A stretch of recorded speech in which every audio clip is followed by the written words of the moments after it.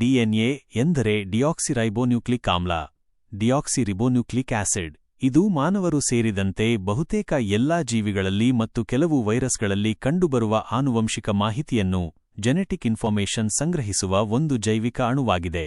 DNA ನಮ್ಮ ದೇಹದ ಬೆಳವಣಿಗೆ, ಕಾರ್ಯನಿರ್ವಹಣೆ ಮತ್ತು ಸಂತಾನೋತ್ಪತ್ತಿಗೆ ಬೇಕಾದ ಎಲ್ಲಾ ಸೂಚನೆಗಳನ್ನು ಒಳಗೊಂಡಿರುತ್ತದೆ. ಇದನ್ನು ಸಾಮಾನ್ಯವಾಗಿ ಜೀವನದ ನೀಲನಕ್ಷೆ, ಬ್ಲೂಪ್ರಿಂಟ್ ಆಫ್ ಲೈಫ್ ಎಂದು ಕರೆಯಲಾಗುತ್ತದೆ. ಡಿಎನ್ಎಯ ರಚನೆ. ಡಿಎನ್ಎ ಒಂದು ಡಬಲ್ ಹೆಲಿಕ್ಸ್ ಅಥವಾ ತಿರುಚಿದ ಏಣಿಯಂತಹ ರಚನೆಯನ್ನು ಹೊಂದಿದೆ. ಇದು 2 ಉದ್ದನೆಯ ಎಳೆಗಳಿಂದ ಸ್ಟ್ರ್ಯಾಂಡ್ಸ್ ಕೂಡಿದ್ದು ಒಂದಕ್ಕೊಂದು ಸುರುಳಿಯಾಕಾರದಲ್ಲಿ ಸುತ್ತಿಕೊಂಡಿರುತ್ತವೆ. ಪ್ರತಿ ಡಿಎನ್ಎ ಎಳೆಯು ಲಕ್ಷಾಂತರ ಪುಟ್ಟ ಘಟಕಗಳಿಂದ ಮಾಡಲ್ಪಟ್ಟಿದೆ. ಇವುಗಳನ್ನು ನ್ಯೂಕ್ಲಿಯೋಟೈಡ್ಸ್ ಎಂದು ಕರೆಯುತ್ತಾರೆ. ಪ್ರತಿ ನ್ಯೂಕ್ಲಿಯೋಟೈಡ್ 3 ಮುಖ್ಯ ಭಾಗಗಳನ್ನು ಹೊಂದಿದೆ. 1. ಸಕ್ಕರೆ ಅಣು, ಶುಗರ್ ಮಾಲಿಕ್ಯೂಲ್. ಇದು ಡಿಯಾಕ್ಸಿರಿಬೋಸ್ ಎಂಬ ಪೆಂಟೋಸ್ ಸಕ್ಕರೆ, 5 ಇಂಗಾಲದ ಸಕ್ಕರೆ ಆಗಿದೆ. 2. ಫಾಸ್ಫೇಟ್ ಗುಂಪು, ಫಾಸ್ಫೇಟ್ ಗ್ರೂಪ್. ಇದು ಸಕ್ಕರೆ ಅಣುಗಳ ನಡುವೆ ಸಂಪರ್ಕವನ್ನು ಏರ್ಪಡಿಸುತ್ತದೆ ಮತ್ತು ಡಿಎನ್ಎ ಬೆನ್ನೆಲುಬನ್ನು ಬ್ಯಾಕ್ಬೋನ್ ರೂಪಿಸುತ್ತದೆ.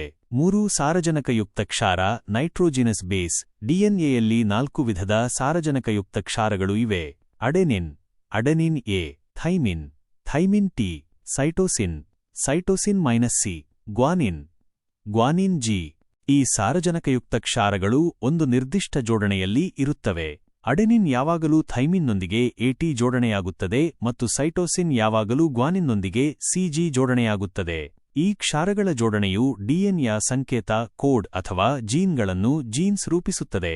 ಡಿಎನ್ಎಯ ಕಾರ್ಯಗಳು. ಆನುವಂಶಿಕ ಮಾಹಿತಿಯ ಸಂಗ್ರಹಣೆ.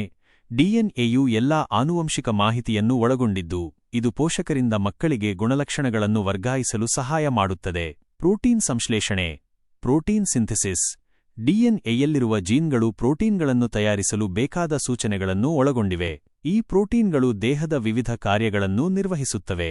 ಡಿಎನ್ಎ ಪ್ರತಿಕೃತಿ, ಡಿಎನ್ಎ ರಿಪ್ಲಿಕೇಶನ್. ಜೀವಕೋಶಗಳು ವಿಭಜನೆಗೊಳ್ಳುವಾಗ ಡಿಎನ್ಎ ತನ್ನದೇ ಆದ ನಿಖರವಾದ ಪ್ರತಿಗಳನ್ನು ಮಾಡುತ್ತದೆ. ಇದರಿಂದ ಹೊಸ ಜೀವಕೋಶಗಳು ಮೂಲ ಜೀವಕೋಶದಂತೆಯೇ ಅದೇ ಆನುವಂಶಿಕ ಮಾಹಿತಿಯನ್ನು ಹೊಂದಿರುತ್ತವೆ. ವಿಕಸನ, ಎವಲ್ಯೂಷನ್. ಡಿಎನ್ಎಯಲ್ಲಿ ಆಗುವ ಸಣ್ಣ ಬದಲಾವಣೆಗಳು, ಮ್ಯೂಟೇಷನ್ಸ್ ವಿಕಸನಕ್ಕೆ ಕಾರಣವಾಗುತ್ತವೆ. ಇದು ಜೀವಿಗಳು ತಮ್ಮ ಪರಿಸರಕ್ಕೆ ಹೊಂದಿಕೊಳ್ಳಲು ಸಹಾಯ ಮಾಡುತ್ತದೆ. ಡಿಎನ್ಎಯ ಪ್ರಾಮುಖ್ಯತೆ. ಡಿಎನ್ಎ ನಮ್ಮ ಜೀವನದಲ್ಲಿ ಪ್ರಮುಖ ಪಾತ್ರ ವಹಿಸುತ್ತದೆ. ವೈದ್ಯಕೀಯ, ಆನುವಂಶಿಕ ರೋಗಗಳನ್ನು ಗುರುತಿಸಲು, ರೋಗನಿರ್ಣಯ ಮಾಡಲು ಮತ್ತು ಚಿಕಿತ್ಸೆ ನೀಡಲು ಡಿಎನ್ಎ ಪರೀಕ್ಷೆಗಳು ಸಹಾಯ ಮಾಡುತ್ತವೆ. ವೈಯಕ್ತಿಕ ವೈದ್ಯಕೀಯ ಚಿಕಿತ್ಸೆ, ಪರ್ಸನಲೈಸ್ಡ್ ಮೆಡಿಸಿನ್ ಅಭಿವೃದ್ಧಿಯಲ್ಲಿ ಇದು ನಿರ್ಣಾಯಕ ಪಾತ್ರ ವಹಿಸುತ್ತದೆ. ವಿಧಿವಿಜ್ಞಾನ, ಫೊರೆನ್ಸಿಕ್ಸ್. ಅಪರಾಧ ಪ್ರಕರಣಗಳಲ್ಲಿ ಡಿಎನ್ಎ ಮಾದರಿಗಳನ್ನು ಅಪರಾಧಿಗಳನ್ನು ಗುರುತಿಸಲು ಬಳಸಲಾಗುತ್ತದೆ. ವಂಶಾವಳಿ, ಜೀನಿಯಾಲಜಿ. ಡಿಎನ್ಎ ಪರೀಕ್ಷೆಗಳು ವ್ಯಕ್ತಿಗಳ ವಂಶಾವಳಿಯನ್ನು ಪತ್ತೆಹಚ್ಚಲು ಮತ್ತು ಪೂರ್ವಜರನ್ನು ಕಂಡುಹಿಡಿಯಲು ಸಹಾಯ ಮಾಡುತ್ತವೆ.